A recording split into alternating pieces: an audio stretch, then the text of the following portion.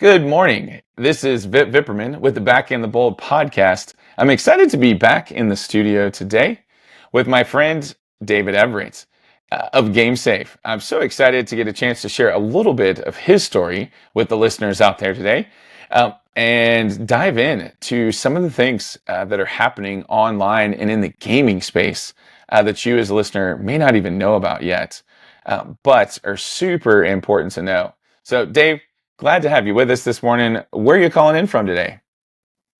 Good morning, Vic. Thanks for having me. I am actually at the base of Jerome, Arizona, right on. We have a mountain behind us on this side. I have a home up there in the Jerome, Arizona area. So that's where I'm calling in from. Nice. Where is Jerome, Arizona, as not a fellow Arizonian? So Are you you got guys near Flagstaff? Phoenix or Scottsdale or No, Flagstaff? no, no, Okay. no, no. So in between Flagstaff and Phoenix, about Okay. three-quarter of the way north, it is Jerome, Arizona. And Gotcha. so Jerome has some really interesting history. I'm just going to throw out real quick. 1860, it was the last stop for the train going west. And so there's a huge mine here, and Jerome was this massive town until the gold rush dried up. Interesting. Okay. That's cool. Yeah. Well, last year we drove through Arizona a bit. We spent some time in the Grand Canyon, but that was more in the Flagstaff area, if I'm not mistaken. Um, so I'm here in Dallas, Texas, and enjoying the 100 degrees almost heat this summer that we're having. Um, but glad to. I'm sure you guys are feeling the heat out there as well. Um, Oh my gosh. well, I was in Phoenix yesterday, 118. whoa! Now Oh, that's like unhuman. yes. Yes. Really? Yes. It Wow. was nasty. Oh man. So this isn't like a geography and weather podcast, but man, that is insane.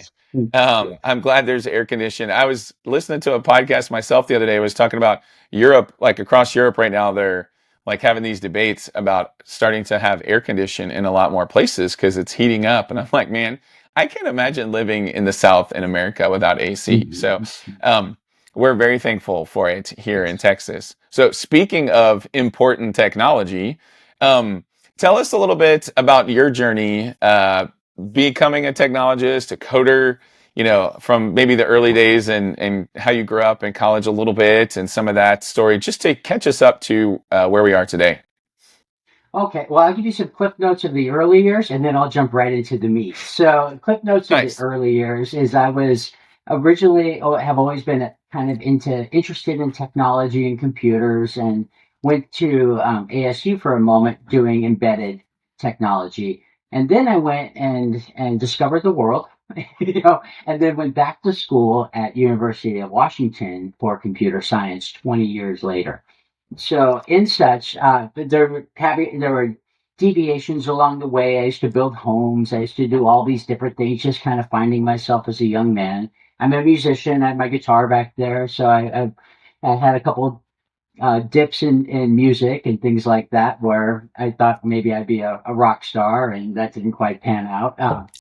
But I came, University of Washington is when, 2008, I had a construction company that I was in Santa Cruz, California first, and I found my new wife, who I'm still married to today, Sarah, and this is, gosh, it's been a long time, but it's been a wonderful, we're going on knowing each other 20 years now. And my dad was diagnosed with leukemia, and he was living Huh. in Gig Harbor, Washington. And we were not married yet, but I knew she was the one, so I brought her up with me, and my dad married us way back then. And I tried to do this construction business up there, but in '08, you'll all recall, unfortunately, the recession hit, and it really impacted construction. And so construction just took a nosedive. And Sarah, I was married to her now. We got pregnant, and I'm in school. I left the construction industry, went back, and I got a full ride to UW for academics, which was amazing to be paid to go to school. Yeah. And so rather than having to try to put this group together to build homes that nobody was buying, buying my services, I was able to go to school, and I ended up graduating with a computer science degree. And I chose, here's a fun fact, I chose to work, I got a NASA space grant, and I worked on the Mars Curiosity lander. And No kidding. we landed, me and this guy Igor for Aerojet Rocketdyne in Bellevue, we landed that Curiosity lander on the surface of Mars using Van Dusen equations. So that was the Man. most amazing thing I've ever done. Yeah, Outside of no kidding. GameSafe, That's right? awesome. But yeah, so that was really fun. And so I ended up working for a company called Slalom Consulting after that. And Slalom's one of the big shops. And I was architect, software architect, and I worked on cloud architecture. I worked my last job with them. I architected a solution for Beachbody on Demand, where I brought their DVD product that was failing to a SaaS product, Oh, yeah, we integrated this whole multi-level marketing back end, and it was quite the job. It was kind of like my final gig with Slalom. I had spent 2.5 years going back and forth from, at the time I was in Phoenix to Santa Monica, back forth, back forth. I was half my life there. And when I finished, I came home. My daughters were 7 and just 9 at that time. And my youngest daughter, she wanted to play Minecraft with her sister in her own room. So I set up a server, and I'm going deeper into like what the technology of GameSafe and where it all yeah. started right now. So I set up a server for them after many discussions with my wife that it would, the dangers of the internet, all of the anonymity that's out there. You don't know who's behind the avatar, all of those types of things. So I set up the server, and I set up individual fake profiles for each daughter on Minecraft, where it would have a different location. We never put their names or their real names or their pictures on anything. Just all the things that I could think of as a technologist to try to help them. Right. Excuse me. So I had set the server up, and I connected them both through I published it on, this is, I'm jumping all over the place. This is when Minecraft was yet to be acquired by Microsoft. So Okay. they had this like list of IP addresses where they would host it, but you would also have like control of the server itself. And so I put the IP address, and my daughters were able to connect individually through that list. I swear to God how quickly this happened. That within 5 minutes, right? My wife was watching her. My youngest daughter called out, "Daddy, my somebody's trying to get my personal information." Now, what 7-year-old on earth understands the concept of personal information? Yeah. I know it's amazing that she made like that made sense to her at the time. And really, that's probably the number one first lesson, is teach your kids the dangers of the internet. Never, ever, ever let them share anything about themselves that's real, and Mm. never, ever, ever let anybody know their location. So Mm. I go in there, Vip, and I am get my machine, and I'm like looking through her conversation while I'm taking over for her. So I've got two computers, and I'm kind of seeing it all. And this other avatar had identified itself as a boy from Utah, 8 years old. His name was Jordan, and the conversation was all grooming behavior. Right? He was building trust, which is one of the key components of grooming, but then kind of injecting into the conversation um, the very challenging text where he would stretch the boundaries, Hmm. with little provocative statements, innuendos, things like that, and then controlling statements as well. So I knew from a moment that, all of this, at the moment he started asking what parks were in her area, Mm. and oh yeah, I'm there too. Can we meet? right? That kind of a thing to me, I was just going, uh-oh, this is the real deal. Yeah. So I've gotten way into the story here, but what ended up happening, Bip, is on my machine, I was searching for this avatar's name in the Minecraft family forums. And it was Mm. flag after flag of grooming and aggressive behavior Oh on this wow. one avatar.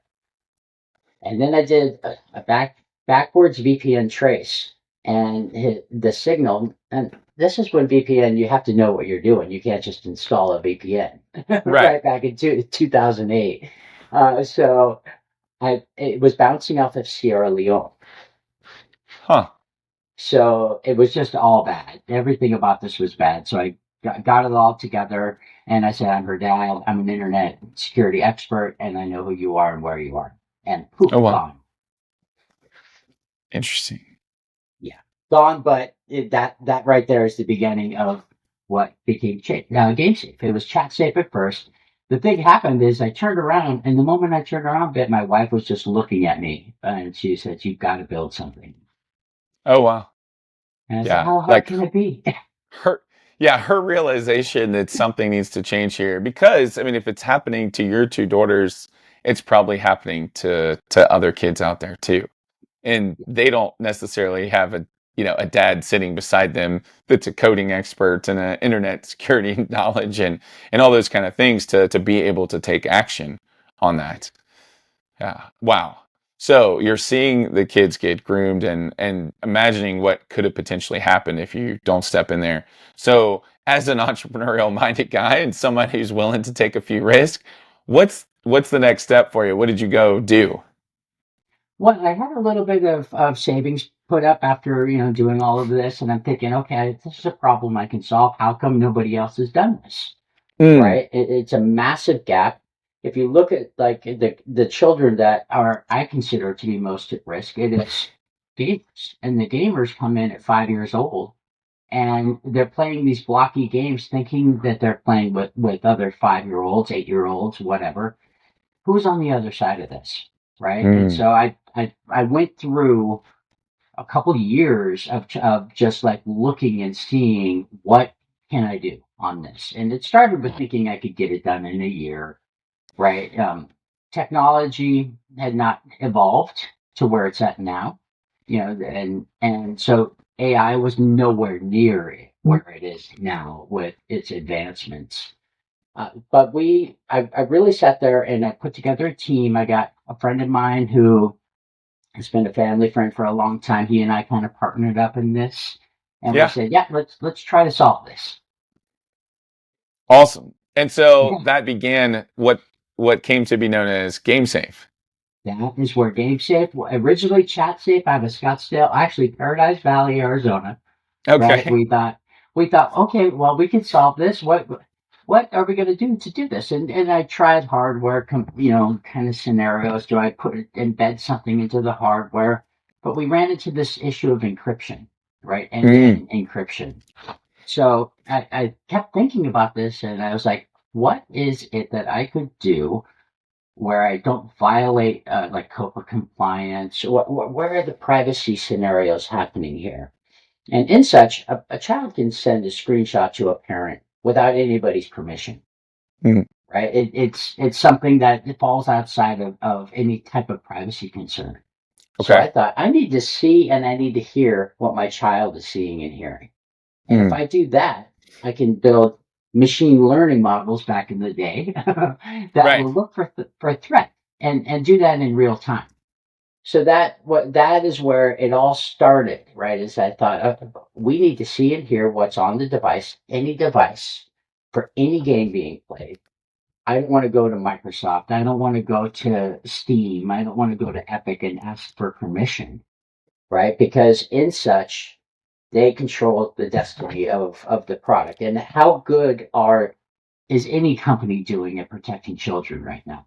Mm, well, You you know, tell me. yeah, yeah. Well, I will tell you, especially back in the day, there was the focus has never been on the ultimate focus has never been on protection. It's been more on profit, right? So everything Minecraft went bananas with its valuation and its adoption. Um, Microsoft came in and purchased that, and then they did their own counterpart that's exploded into a massive company called Roblox. Hmm. And in such, these are titans in industry right now. Roblox, I can tell you, Vip, is just a pedophile playground, right? Wow. In such, That's in these, yeah. that's a bold statement. Can you talk to me a little bit about that? Well, and I didn't coin that. Who coined that was really the Telegram, or the Oh Telegraph wow. out of the UK. Is they did this. They did back last year around this time.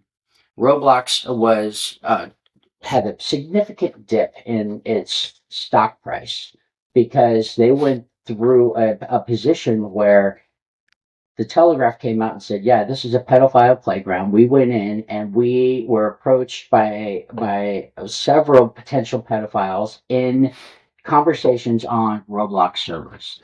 And so you think about Roblox, you think it's a game. It's not a game. It's an experience. It's Hmm. social gaming, Okay. right? So social gaming being that Roblox is an experience that independent developers will put together this world, this reality where all these other avatars can congregate. There's a specific one out there, a creator called XYZ. So if you go into Roblox, you type XYZ, everything in that, all the servers, all the experiences in that, they're all places for the user to go in and to emote sex acts with other users. So you'll have the public bathroom, you'll have the public swimming room, and you'll go in there, and there'll be these public bathroom stalls or these sliding things. You open them up, you go in, and another avatar will come in, and the whole conversation will be all about do this, do that. Oh, this feel it gets graphic, Oh and my word. yeah, and so there's these also rooms called the condo rooms where the avatars can be modified to have sexual apparatuses and everything on them, gang banging, all. I hate to be so graphic, but that is the reality of what children, you know, Are eight being 8 years exposed old, to. 100%. Wow. Yeah. So GameSafe steps in and says, "Hey, we want to, like, it. You're not disabling that from happening, right? That would be something that games themselves would have to take action on, and something maybe that people who follow, GameSafe, or people who are listening to this podcast. There's people out there that are wanting to take action or speaking to the games and saying, hey, this shouldn't be done, or you shouldn't allow this kind of thing to happen. But what GameSafe is doing is it talks to me about that. Yes. Yeah. So what we wanted to do is we wanted to provide a solution that where a parent could be visible. The conversation that your children are having in the other room is visible and flagged basically to where I know that my child is in there playing, but I have a little AI robot on the shoulder of my child looking for threat all the time.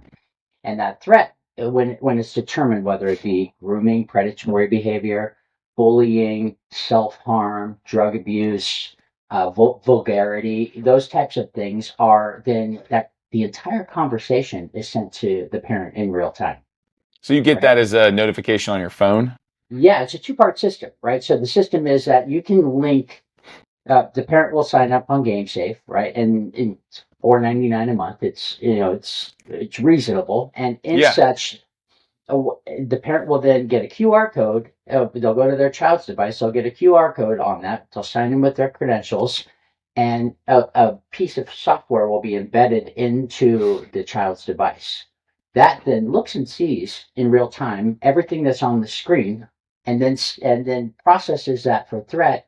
And if there's a threat, then it will send those screenshots and the entire conversation over to the parent within moments, and then that parent can see that and say, oh, okay, my child's in the other room having a conversation with this person, and this person's asking them to go to Snapchat to share things, right? That's Yeah. something we call platform departure, right? Mm, So here we are in the gaming conversation. Now the child's going to an image-based kind of server where damage is going to happen, or they yeah. can geolocate the child's device. All types of different things, and this happens all the time in Well, these servers. wow. Well, it's powerful to hear that you guys are taking action on this and selling a product that can help solve this problem. Now, I know a lot of people think of like social media is a potential place for these types of problems. I've seen some of the things that have been written about, Meta, Facebook, and Twitter, and that type of thing, or Snapchat in particular, and the types of images that kids are sending back and forth. But to think that it's actually happening in the gaming world too, I think is surprising for a lot of people, and yet where there are people, there's opportunities for these types of things to take place. And it sounds like traffickers are potential traffickers, definitely predators, are taking an opportunity for kids that don't know any better to have action taken against them. So exciting to see. Talk to me about how big is the market you think of people who care about this issue or who worried about their kids online. I mean, you've got those parents who won't let their kids game at all, Mhm. because they feel like gaming in itself is not okay. You've got those other folks who are like, hey, free reign, 24/7, do whatever you want. Obviously, those two aren't your customer, but there's a customer base in between that are willing to let their kids play the games, I assume, but also want to keep an eye on what's really happening. Yeah. Yeah, so there is definitely it's a 10-80-10 split, right? So Okay. as far as percentages, so 10% really want to have that protection. They're either going to tell their children, nope, we don't want you on devices. We're going to bring them in at this time. Then that starts to lean and lean into more let's find a system to where we can teach device responsibility, because you're Okay. not taking the devices away. Then it turns into the 80% that know that there's a problem, right? And just don't think it's either going to ever happen to their child, or don't think that it's going. I'd say that was the biggest part. It's kind of like you're thinking, okay, well, if I had a piece of software, if I had technology that would handle this, and I would feel a lot better about it, right? But I don't really want to go through all the conversations. I don't want to do all of that. I just want something that protects my child. And Hmm. then there's 10% on the other side, and it bleeds into that 80 a little bit, where that 10% is one. They could care less. They are busy with their life. They are just like, this is part of society. This is what happens. Hmm. So So I where mean, we've yeah, there's go a ahead. obviously a significant TAM opportunity there if you're saying potentially 80% of Mhm. kids that game or adult, other people that in effect your clientele is not the 25-year-old who's gaming, which is a percent of the gaming. These are the kids that are gaming in Yes. that specific that have parents that are concerned about them. Um, 5 to 16 years old is where our sweet spot is, right? Because nice. 5-year-olds are really at risk.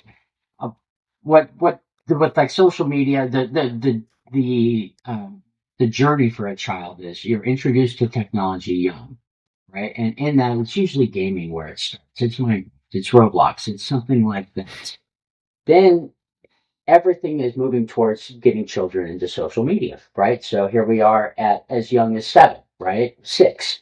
They're even getting Snapchat. They're getting things like this, and now every one of their conversations is really geared towards the device.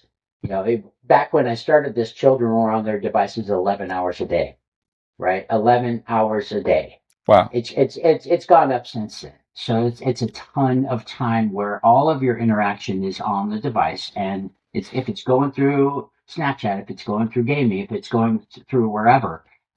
I wanted to have something that would not be dependent on what it's going through, but the device that my child's holding is what I need to make secure. Yeah. Yeah, absolutely. Well, how many people have been willing to pay for a product so far like GameSafe? Like, how big do you think this market really is? I think this market is massive. GameSafe, we just really had our release last end of last year, and we branding something new is always a challenge. Getting it in front of people, making sure that our product fits what the customer needs, what parents need.